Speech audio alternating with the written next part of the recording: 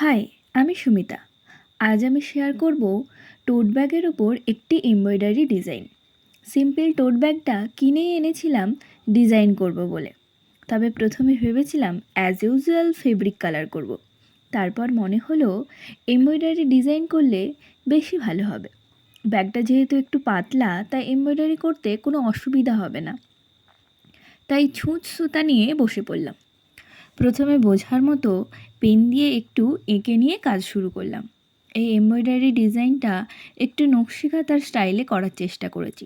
মনে হলো বেশি ভালো লাগবে। কাঁথা স্টিচ ডিজাইন দেখতে আমার বেশি ভালো লাগে। এতে শুধু অনেক কম খরচ হয় আর খুব সহজে তাড়াতাড়ি কাজ কমপ্লিটও হয়ে যায়, আর দেখতেও খুব ইউনিক লাগে। বাংলায় বহু আগে থেকেই এই নকশিকাঁথা খুব পরিচিত। নকশিকাঁথার এটা আমার প্রথম কাজ। এই ধরনের কাজ আরও করার খুব ইচ্ছা আছে।